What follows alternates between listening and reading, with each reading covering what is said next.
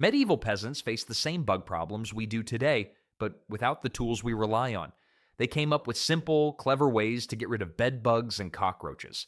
Here are 10 easy methods they used to keep their homes bug-free. One of the first tricks they turned to involved is something easy to find and even easier to use: herbs. Burning sweet-smelling herbs wasn't just about making the air smell pleasant. It became a powerful way to drive away the pests that shared their homes. The most popular herbs for bug fighting included rosemary, thyme, mint, and sage. These weren't exotic plants that needed to be traded for or bought at market. Peasants could gather them from nearby fields or grow them in small garden patches right outside their humble homes. Unlike today, where we might buy dried herbs in neat little jars, medieval folk would collect bunches of these plants and hang them to dry from their ceiling beams, creating what must have looked like little green, upside-down forests dangling throughout their homes. Once the herbs were properly dried, which made them burn better and smoke more, peasants would toss handfuls into their fireplaces or place them in simple clay pots with hot coals. The smoke that filled the house wasn't just any smoke. It contained natural compounds that bugs absolutely hated. If bed bugs could talk, they'd probably say these herbs were the medieval equivalent of your mother-in-law showing up unannounced for an extended stay. This herb-burning ritual became especially important during damp seasons when bug populations exploded. The strong-smelling smoke would work its way into every crack and crevice of their homes, up into thatched roofs, through wooden beam gaps, and into the straw-stuffed mattresses where bed bugs loved to hide. Medieval people also believed these fragrant clouds did double duty by purifying the air and keeping disease at bay. While they didn't understand germ theory, they weren't entirely wrong. Many of these herbs do have antimicrobial properties. Turns out our ancestors weren't just bug-fighting geniuses, they were accidental health experts too. And here we are today thinking we're smart because we can order pizza from our phones. After filling their homes with herb smoke, medieval peasants would often follow up by their next important step in their pest-fighting routine. Taking your blankets, pillows, and straw mattresses outside for a sunny day treatment was a brilliant bug-fighting strategy medieval peasants used regularly. This wasn't just spring cleaning, it was war against the tiny invaders who made sleep miserable. The process started early in the morning when mothers and daughters would drag every bit of bedding outside the cottage. Straw mattresses, woolen blankets, and cloth-covered pillows stuffed with whatever soft materials the family could afford were all laid out under the open sky. The direct sunlight did what no indoor treatment could. It heated everything to temperatures that made bugs scramble for their lives. Medieval people didn't know about ultraviolet radiation, but they knew the sun could cook a bug faster than you can say medieval exterminator. The heat from direct sunlight would drive bed bugs from their hiding spots within the bedding materials, while also killing many of their eggs. Did you know that bed bugs can lay up to 5 eggs every day? In just 2 months, one female bed bug could have over 300 descendants. No wonder medieval folk were so determined to get those pests out. But the sun treatment was just half the battle. Once the bedding had baked for hours, family members would pick up sturdy sticks and beat every inch of those blankets and mattresses with surprising vigor. Each whack sent clouds of dust flying, along with any stubborn bugs still clinging to life inside. The louder the thwack, the more satisfying the bug murder. It was the medieval version of stress relief therapy, just with more dead insects as a bonus. This beating process wasn't gentle. Children would often join in, turning pest control into a family activity that happened weekly throughout warm months. The ground beneath would be left with a disturbing collection of bugs, dust, and debris that was quickly swept away or left for chickens to feast upon. While the bedding aired out, the sleeping areas inside got a thorough sweeping. Floors were cleaned of any fallen bugs or eggs that might have dropped during the night. After the sun started to set, everything would be brought back inside, smelling fresh and considerably less populated with unwanted roommates. With their bedding now bug-free, medieval peasants turned their attention to another clever trick involving something they always had plenty of. Fireplace ashes weren't just waste material in medieval times. They were secret weapons in the battle against household pests. Who needs fancy pest control when you've got last night's fire leftovers? Every morning after stoking the fire, smart peasants would collect the fine, powdery ash and put it to work against their 6-legged enemies. Handfuls of the gray powder were sprinkled in strategic locations, around bed legs to create protective circles, along wall edges where bugs traveled, and in corners of food storage areas. It was like creating tiny moats around their beds, except instead of water with alligators, they had ash with, more ash. The ash wasn't scattered randomly. Medieval people targeted the pathways bugs preferred. What made ash so effective? The tiny particles had sharp, jagged edges too small for human fingers to feel, but devastating to insects. When bugs tried to cross an ash barrier, these microscopic edges would cut into their exoskeletons. You might say the bugs went from living their best life to rest in peace the moment they decided to take a shortcut across an ash line. For soft-bodied pests like bedbugs, the ash would absorb the oils from their bodies, essentially dehydrating them to death. The downside? Ash barriers needed constant maintenance. A draft from an open door or a mischievous cat could disturb the powder. Medieval pest control, defeated by a sneeze, a stumble, or a feline with an attitude problem. This meant households regularly touched up their ash lines, especially before bedtime when bugs came out to feast. Some clever households mixed crushed herbs into their ash. Dried mint, wormwood, or tansy created a double defense system: physical damage plus chemical repellents. Studies show certain types of fine ash can kill up to 80% of bedbugs exposed to it for just 24 hours. Medieval peasants were basically pest control scientists without the lab coats, just a whole lot more dirt under their fingernails. After surrounding their sleeping areas with protective ash barriers, medieval peasants turned next to their kitchens to create another potent bug-fighting weapon. The strong-smelling garlic water that medieval peasants brewed up might have kept away more than just vampires. It was their go-to liquid weapon against creepy crawlies in the home. Before modern bug sprays came along, this pungent potion was what kept many a medieval family from being eaten alive in their sleep. Creating this bug-fighting brew wasn't complicated. Fresh garlic cloves were crushed or chopped and tossed into a bucket of water. The mixture would sit overnight, allowing the water to extract all those potent sulfur compounds. By morning, the liquid smelled strong enough to make your eyes water from across the room. Medieval peasants probably knew they had a good batch when even the family dog refused to come indoors. The garlic water was splashed liberally around problem areas: bed frames, floorboards, food storage areas, and dark corners where bugs like to hide. As the water dried, it left behind an invisible barrier of garlic oils that continued working long after the liquid evaporated. Garlic contains a compound called allicin that forms when the cloves are crushed. This compound gives garlic its potent smell and acts as a natural insecticide. Bedbugs and cockroaches have sensitive respiratory systems and are overwhelmed by these strong-smelling compounds. A typical garlic clove can contain enough allicin to repel insects from a several-foot radius. Many households added their own special touches to the basic formula. Some mixed in vinegar or leftover wine, making the solution stick better to surfaces while adding even more offensive odors. Others would save the crushed garlic pieces after straining and place these soggy bits in corners or underbeds for extra protection. The downside? Everything and everyone smelled like garlic. Medieval dating must have been challenging when both you and your potential sweetheart reeked of garlic water, though it certainly ensured you both had equally bad breath, which was probably considered thoughtful. Fresh batches needed to be made every few days as the potency faded. But considering the alternative, being dinner for hundreds of tiny bloodsuckers, the smell seemed a small price to pay. When garlic water alone wasn't enough to tackle a serious infestation, medieval families turned to another method. Beer and ale weren't just for drinking in medieval times. These fermented beverages doubled as effective pest control when they went flat or sour. Leftover beer from the night before became tomorrow's bug trap in the resourceful medieval household, proving that even in the Middle Ages, nothing went to waste. The technique couldn't have been simpler. Small amounts of stale beer or ale were poured into shallow clay dishes, which were then placed in strategic locations throughout the home.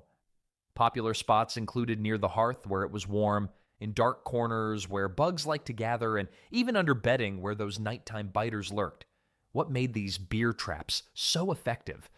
The scent of fermentation, that yeasty, slightly sweet smell that comes from beer, acted like a powerful attractant to many household pests.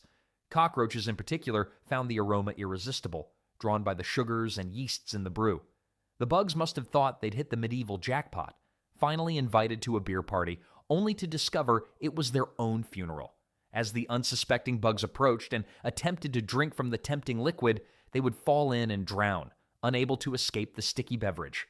By morning, the trap would often contain dozens of drowned insects floating in their last drink. Some clever households enhanced these traps by adding small crumbs of bread, bits of cheese, or tiny scraps of meat to make the lure even more enticing. The combination of food and fermented beverage proved nearly impossible for cockroaches to resist. Medieval peasants didn't have bachelor parties, but they did have six-legged drinking contests where all the contestants lost. The traps would be emptied each morning, with the bug-filled brew usually fed to chickens or pigs, ensuring that even dead pests became useful as part of the food chain. After setting their beer traps at night, medieval households would often enhance their pest defenses further by scattering certain powerful-smelling plants around their living spaces. Tansy and wormwood plants became medieval pest control superheroes long before commercial insect repellents existed. These two powerful herbs were the medieval equivalent of bug kryptonite, causing insects to flee from wherever they were placed. Tansy, with its bright yellow button-like flowers, contains a natural compound called thujone that bugs find absolutely repulsive. Medieval households would harvest tansy when it was in full bloom, then dry the stems and leaves before putting them to work. Some crushed the dried leaves into a coarse powder, while others kept the plant mostly intact in small bundles. Wormwood brought even more bug-fighting power with its intensely bitter smell. This silvery gray plant was especially effective against fleas and bedbugs. If bugs held town meetings, wormwood would be discussed in hushed tones as the plant equivalent of a haunted house, something to be avoided at all costs. The application was straightforward but strategic. Dried tansy and wormwood were placed anywhere bugs might try to establish themselves, under mattresses, along windowsills, and around food storage areas. Some homemakers would stuff small cloth pouches with the herbs and tuck them into corners of sleeping areas. Medieval people noticed that tansy worked especially well when placed in bed straw. The pressure of a person sleeping on the mattress would help release more of the plant's oils throughout the night. Meanwhile, wormwood was often boiled into a strong tea and used to wipe down walls and furniture, leaving behind a residue that continued working after it dried. What made this method valuable was its longevity. A good bundle could remain effective for several weeks before needing replacement. Many families grew these plants near their homes, ensuring a ready supply throughout the growing season. The downside? Medieval homes smelled like a bizarre combination of bitter herbs, which probably explained why village gatherings happened outdoors whenever possible. But the trade-off was worth it. Fewer bugs meant less disease and better sleep, while scattering herbs around the house kept many bugs at bay. Some medieval households took their pest control to the next level by enlisting the help of feathered allies. Chickens might seem like unlikely heroes in the battle against bugs, but medieval households often allowed these feathered pest controllers to roam indoors. Long before specialized pesticides existed, chickens served as living vacuum cleaners, happily gobbling up any insect unfortunate enough to cross their path. Early morning was typically chicken patrol time. The birds would be let into the house after spending the night in their coop and permitted to wander around floors, pecking at cracks between floorboards and along wall edges. A single chicken can eat up to 70 insects per day, making them incredibly efficient bug hunters. They were particularly effective against cockroaches, which would try to scramble away only to become a tasty breakfast for these birds. The kitchen and food storage areas received special attention from the chickens. These spaces naturally attracted more pests due to food crumbs and scraps, making them prime hunting grounds. The medieval version of chicken dinner often meant the chicken was having dinner, not becoming it. Some households went a step further during serious infestations. They would create temporary indoor spaces where hens could stay overnight, strategically placing them near heavily infested areas like beneath beds or in corners where bedbugs gathered. The chicken method had several advantages over other pest control techniques. Unlike herbs that merely repelled insects or traps that needed constant maintenance, chickens actively sought out and eliminated bugs. They could reach places humans couldn't easily access, such as deep cracks in the floor or high wall crevices. Of course, having livestock roaming through your living space did come with certain drawbacks. Medieval homes already had enough unpleasant smells without adding chicken droppings to the mix. This was organic pest control with very organic side effects. Regular sweeping and cleaning became essential after the chickens had completed their bug patrol. While chickens helped control the bug population, medieval people also worked on making their homes less hospitable to pests by tackling a fundamental problem in their dwellings. Filling cracks and gaps became an essential pest control strategy in medieval homes where bugs could easily find hiding spots in the rough building materials. Unlike today's sealed houses, medieval dwellings were full of tiny spaces where unwelcome guests could set up colonies and launch midnight raids on sleeping humans. The floors presented the first challenge. Most peasant homes had simple packed earth or rough wooden plank floors with plenty of gaps between boards. Medieval families would stuff these cracks with whatever materials they had available: straw mixed with clay, strips of cloth from worn-out clothing, or even dried moss collected from the forest. Walls required even more attention, especially those made with wattle and daub construction, a framework of interwoven sticks plastered with a mixture of clay, animal dung, and straw. This building method was basically creating a bug condominium complex unless regularly maintained. As this material aged and dried, it would crack and shrink, creating perfect hideaways for everything from spiders to bed bugs. Patching these areas became a regular seasonal task. After heavy rains or during spring cleaning, new batches of clay, mud, or dung mixtures would be prepared and spread over any cracks that had developed. The job often fell to women and children who would press the material firmly into spaces where bugs had been spotted. The gap between walls and roofing was especially problematic. Bugs often nested in these shadowy transition areas, hidden from view but with easy access to sleeping humans below. Families would use strips of fabric, wads of straw, or even aromatic herbs to fill these spaces, creating barriers against the pests. Some clever households mixed bug-repelling ingredients into their repair materials. Crushed garlic, strong vinegar, or bitter herbs added to clay patches made the repairs not just physical barriers, but chemical deterrents as well. When medieval homeowners complained about cracks in their home security system, they weren't worried about thieves. They were concerned about the six-legged invaders that could find their way in through the tiniest openings. After sealing up all the entry points and hiding spots, many medieval households added another layer of protection. Fresh herbs like lavender, rue, and sage tied in bundles and strategically placed around the home created a network of bug-repelling booby traps that medieval households relied on for continuous protection. Think of these arrangements as the medieval version of air fresheners, except instead of just making the place smell nice, they helped ensure you wouldn't wake up covered in itchy bites. Creating these herbal traps started with gathering the right plants. Lavender, with its pleasant but potent smell, was a favorite, as were the more bitter-smelling herbs like rue and sage. These plants contain natural oils that disrupt insect nervous systems or mask the scents that attract them to human hosts. Once collected, the herbs were tied into tight bundles using thin strips of cloth or plant fibers. These bundles were then hung from ceiling beams, draped over bedposts, or attached to pantry doors, all the places where bug traffic was highest. Medieval homes must have looked like strange garden shops with these herbal arrangements dangling everywhere. The original home decor that doubled as pest control. The sleeping area received special attention in this system.